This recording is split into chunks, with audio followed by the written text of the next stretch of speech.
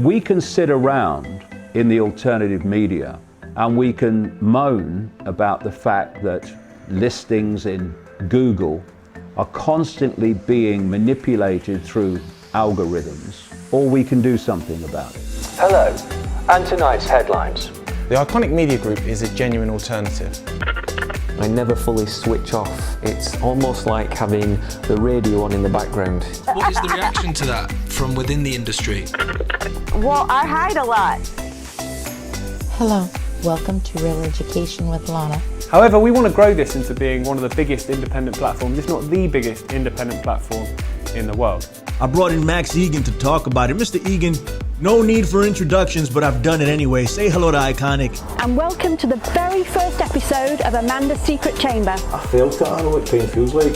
It's horrible to suffer mentally because everything's here. It's just in here. This gives the strong impression that we know what we're talking about. I want to leave this world having made the biggest difference I can. A genuine alternative that will cast a light on subjects that the mainstream media, and to be fair, large swathes of the alternative media either can't or won't.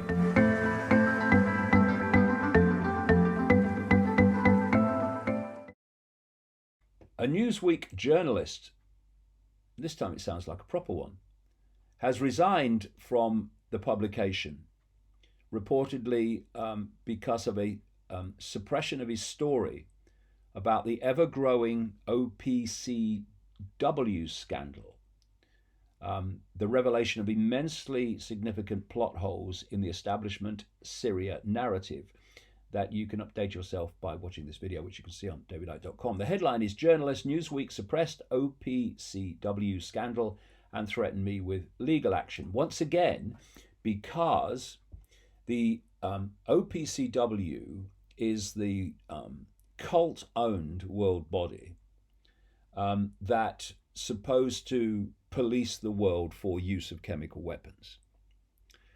And Newsweek is owned by the cult. So when a journalist on Newsweek is exposing the manipulation and the lies and deceit of the cult-controlled OPCW, then the journalist has to be suppressed. So it's so simple when you know it works. So this is the story.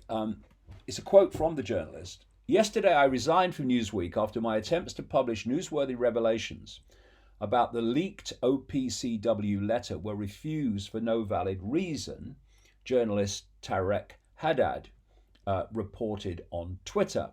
I have collected evidence of how they suppressed the story, in addition to evidence from another case where info inconvenient to US government was removed, though it was factually correct, Haddad said.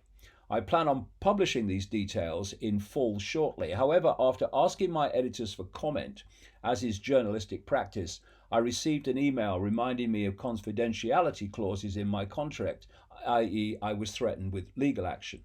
And the scam that he's talking about is the leaked documentation from whistleblowers that the claim, which some of us were saying at the time, by the way, that Assad in Syria used chemical weapons on his own people, that actually, when that was investigated by the OPCW, after Trump has fired missiles at Syria in response, they found actually that there was no evidence of it. But they didn't say it, even though the official Assad used chemical weapons on his own people was basically trashed by their findings. They didn't say it because it didn't fit the narrative. And when a journalist finds out about it and wants to write about it in a magazine owned by the cult, then of course it's suppressed. Haddad added that he's now seeking legal advice and looking into the possibility of whistleblower protections for himself, and said at the very least he will publish information he has while admitting anything that could subject him to legal retaliation from his former employer. I could have kept silent and kept my job, which most journalists do, by the way. That's why we get crap journalism. But I would not have been able to continue with a clean conscience. I have some instability now, but the truth is more important. This is the first direct insider report we're getting on the mass media's conspiracy of silence on the OPCW scandal that a number of people have, of course, pointed out. While the alternative media is saying, hey, have you seen what these whistleblowers are saying? That mainstream media silence on it.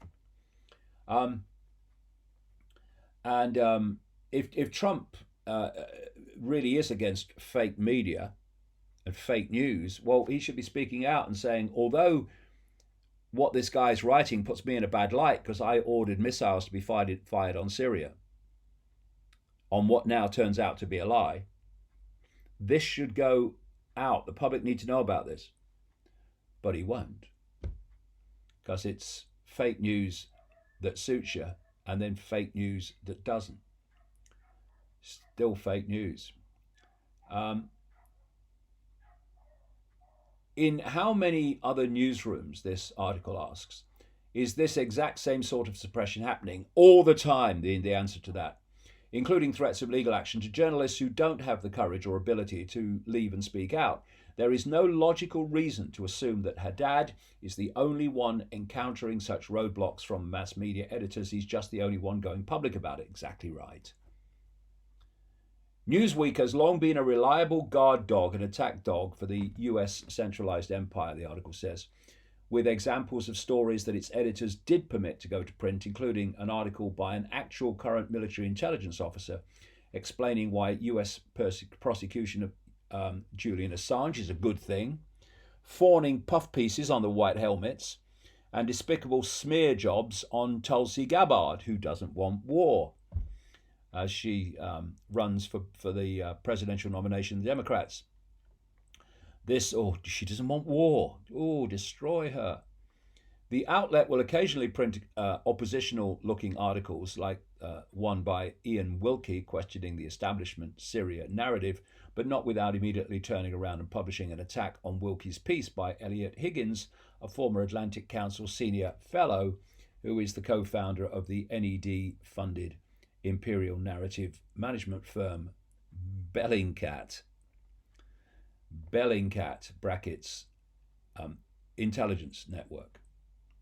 Newsweek also recently published an article attacking Tucker Carlson for publicizing the OPCW scandal, basing its criticisms on a bogus Bellingcat article that was debunked after publication. Now that's another point. Tucker Carlson, have a sip of me drink. Tucker Carlson. You know, people get stuck in such a box that instead of listening to what people say line by line and making judgments on that, they dismiss everything that someone says and accept everything that someone else says purely on ideology. And it's nonsense. You're going to get scammed all the time when you do that. And you're not going to listen to things you ought to be listening to give you another way of looking at what you currently believe. So when I post Tucker Carlson interviews and items on davidicke.com, I get people saying, you can't do that. Tucker Carlson, he's a far-right Trump supporter. And he's on Fox News. You can't put anything on from Fox News. Well, actually, I can, because I'll do what I bloody like, because I am actually an individual with freedom to choose, and I will invoke that, if you don't mind. Thank you very much. And every morning I get up about 5 o'clock, 6 o'clock, and I watch on YouTube the Tucker Carlson show from the previous night. Why?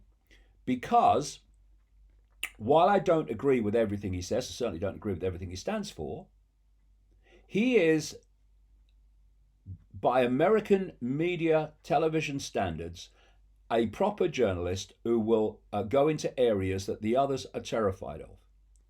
Fox News is an appalling organization.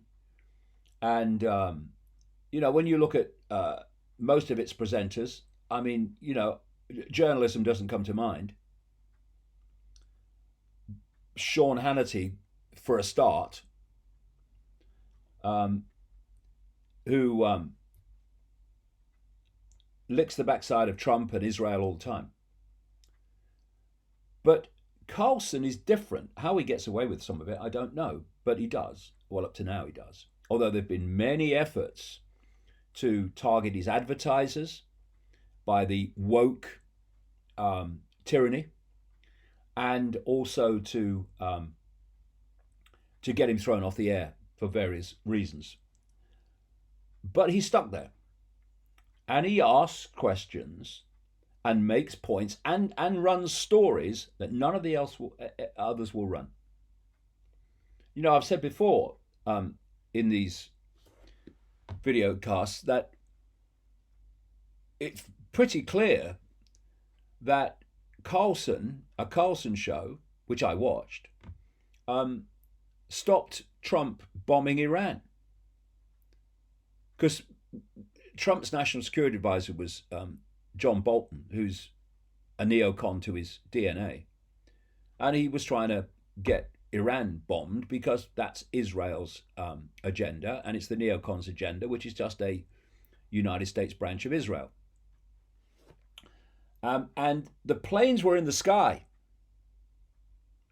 heading towards Iran to kick off something that, well, where would that go? As I've been saying for so long, they're desperate to bomb Iran, start war with Iran. But Trump has a constituency he has to keep sweet. Otherwise, he won't get a second term. And that constituency includes a vast number of people that are against these wars of acquisition and chaos and slaughter and destruction, which have been going on. President after president, no matter what party, driven by the neocons. And Tucker Carlson did an item when it looked like that Iran was going to be targeted with bombers.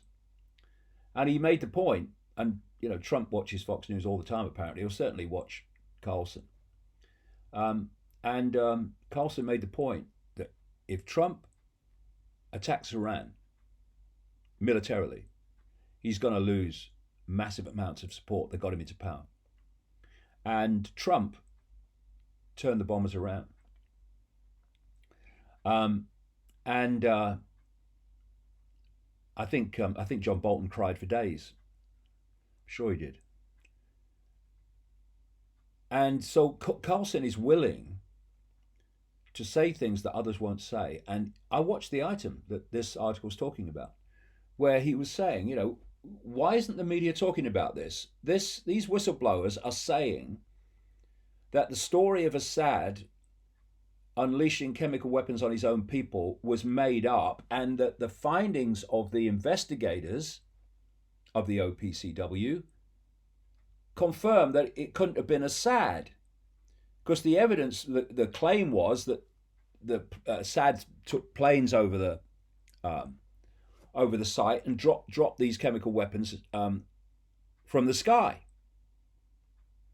and therefore, it has to be Assad because the terrorists that ran that area didn't have planes.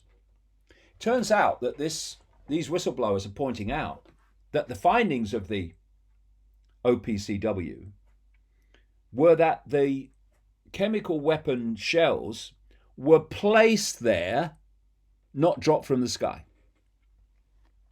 Now, given it was a rebel-controlled area and not an Assad-controlled area, Assad forces could not have placed them there. So you see what a revelation that is about the official story being nonsense. And Carlson called that out and got widely attacked for it. So I would say to people, oh, Tucker Carlson, he's Fox News. You can't listen to him and you can't post his interviews. Well, first of all, I can, and I will go on doing so, when they are eliciting the truth about situations that others in the mainstream American media won't even go near. And I would say to those people, for goodness sake, stop having your perceptions dictated by personality and just listen item by item, line by line, and take what feels right from a perspective of open-mindedness and leave the rest, which is what I do every morning. And there's a comedian, he's actually a left-of-centre comedian called Jimmy Dore, who actually comes from this same position. Hold on a minute, never mind who said it, is it true? And he quotes Tucker Carlson quite a bit here and there, even though he's, quote, a progressive. It's childlike to dismiss what people say just because it's them, instead of looking at actually what they say and whether it has validity.